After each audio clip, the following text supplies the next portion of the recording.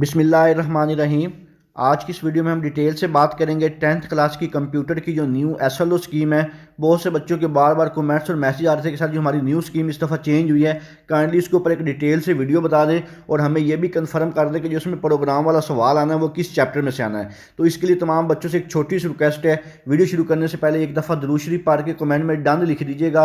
अल्लाह ताला से दुआ है अल्लाह ताला तमाम बच्चों को उनकी उम्मीदों से ज़्यादा नंबर दे और अच्छे ग्रेड के साथ कामयाब करे। और आपने मुझे कमेंट सेक्शन में ये भी बताना है कि 9th क्लास में आपके कंप्यूटर के पेपर में कितने नंबर थे। और ये जो स्कीम आज मैं आपके साथ शेयर कर रहा हूँ, ये पंजाब के तमाम जो बोर्ड्स हैं उनके लिए 100% वैलिड है। इंशाअल्लाह आपका कंप्यूटर का सारा जो पेपर है इसी पैटर्न के मुताबिक आएगा।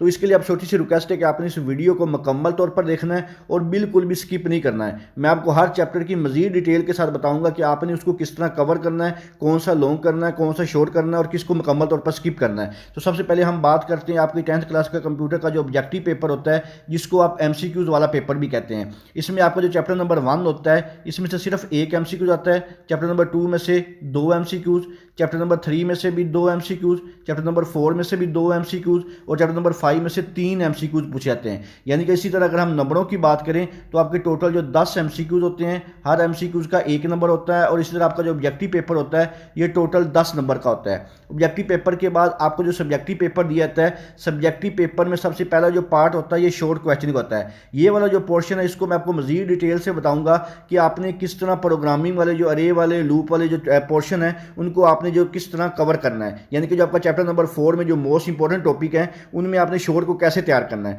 तो सबसे पहले आपका जो सब्जेक्टिव पेपर में शॉर्ट क्वेश्चन होता है ये क्वेश्चन नंबर 2 के नाम से होता है। और ये जो क्वेश्चन होता है इसमें टोटल 6 सवाल होते हैं। 6 में से आपने 4 सवालों के जवाब देने होते हैं। हर सवाल के 2 नंबर होते हैं। अगर हम नंबरों की बात करें तो आपका जो क्वेश्चन नंबर 2 है ये टोटल 8 नंबर का होता है। तो इसमें क्या होता है कि आपका क्वेश्चन नंबर जो 2 है ये चैप्टर नंबर 1 और 2 सिर्फ इन 2 चैप्टरों में से मिलकर बनेगा। चैप्टर नंबर 1 में से भी 3 शॉर्ट क्वेश्चन हो गए, चैप्टर नंबर 2 से भी 3 होंगे, यानी कि टोटल 6 होंगे। 6 में से आपने 4 के आंसर देने हैं और टोटल आपका ये जो पार्ट है ये टोटल 8 नंबर का होगा।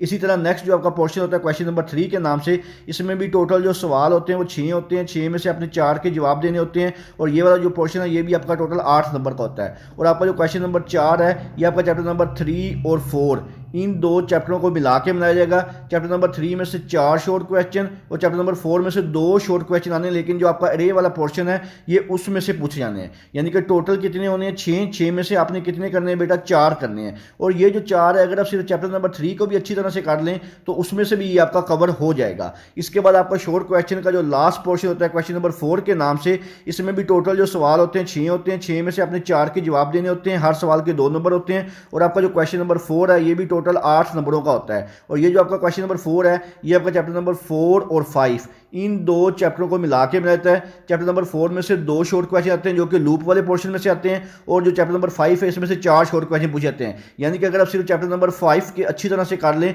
तो फिर भी आपका जो क्वेश्चन नंबर जो 4 है ये कवर हो जाता है। यानी कि आप सिर्फ चैप्टर नंबर जो 4 है इसको यहाँ से भी स्किप कर दें और यहाँ से भी स्किप कर दें। ये आप मुकम्मल तौर पर अगर स्किप करें तो जो क्वेश्चन नंबर 3 है चैप्टर नंबर 3 में से कवर हो जाएगा और जो क्वेश्चन नंबर 4 है चैप्टर नंबर 5 में से कवर हो जाएगा। लेकिन इसके लिए शर्त ये है आपको चैप्टर नंबर जो 5 और जो चैप्टर नंबर 3 है इसको मुकम्मल तौर पर कवर करना पड़ेगा, तैयार करना पड़ेगा।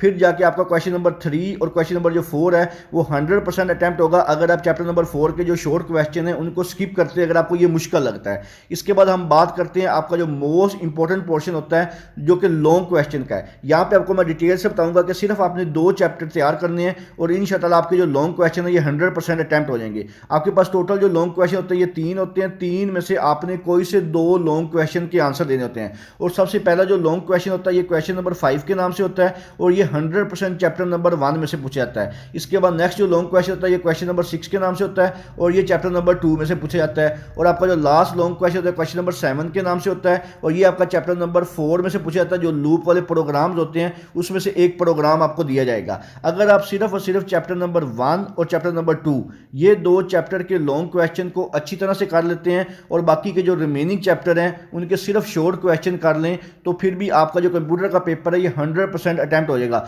यानी कि आप यहाँ पे चैप्टर नंबर 4 के लॉन्ग भी छोड़ सकते हैं और यहाँ पे शॉर्ट यहाँ से भी छोड़ सकते हैं और यहाँ पे भी शॉर्ट छोड़ सकते हैं। यानी कि ये वाले शॉर्ट वाले पोर्शन और ये लॉन्ग पोर्शन आप मुकम्मल तौर पर स्किप करके फिर भी जो कंप्यूटर का पेपर है ये 100% अटैम्प्ट कर सकते हैं। क्योंकि बच्चे बार बार कहते हैं कि सर हमारा जो चैप्टर नंबर 4 है ये हमें बहुत मुश्किल लगता है, इसमें प्रोग्रामिंग है, लूप है, रे वाले क्वेश्चन है, तो हमसे ये याद नहीं होता। तो यहाँ पे आपको मैंने बता दिया मेथड कि अगर आप बाकी चैप्टर को 100% अटैम्प्ट कर लेते हैं तो फिर जाके आपका जो चैप्टर नंबर 4 है इसको स्किप करके भी जो पूरा पेपर है वो अटैम्प्ट कर सकते हैं। अब यहाँ पे आपको मैं वेटेज बताता हूँ। वेटेज से क्या मुराद है कि आपके किस चैप्टर में से कितने नंबर का पेपर आना है। बहुत से बच्चे शॉर्ट क्वेश्चन पूछते हैं, सर हमें कोई शॉर्ट सा मेथड बता दें कि हमारे जो पासिंग नंबर सिर्फ वही आ जाए। तो आपको मैं डिटेल से बताता हूँ कि आपके जो चैप्टर नंबर 1 है इसमें से 16 नंबर का पेपर आता है, चैप्टर नंबर 2 से भी 16 नंबर का, चैप्टर नंबर 3 से 10 नंबर का, चैप्टर नंबर 4 से 18 मार्क्स का और चैप्टर नंबर 5 से 10 मार्क्स का। बच्चों आप सिर्फ अगर चैप्टर नंबर 1, चैप्टर नंबर 2 और चैप्टर नंबर 3 सिर्फ ये वाले जो 3 चैप्टर हैं इनको 100% अटैम्प्ट कर लेते हैं, अच्छी तरीके से याद कर लेते हैं, तो आपका जो कंप्यूटर का पेपर है ये 70% तक आप कवर कर सकते हैं। यानी कि सिर्फ ये 3 चैप्टरों की तैयारी से आपका 70% जो पेपर है ये इंशाअल्लाह 100% जो है आप अटैम्प्ट कर सकते हैं। तो ये थी बच्चों आपकी 10th क्लास की कंप्यूटर के जी मुकम्मल जो पेपर पैटर्न और स्कीम है। इंशाअल्लाह आपका जो सारा का सारा पेपर है इसी स्कीम के मुताबिक आएगा।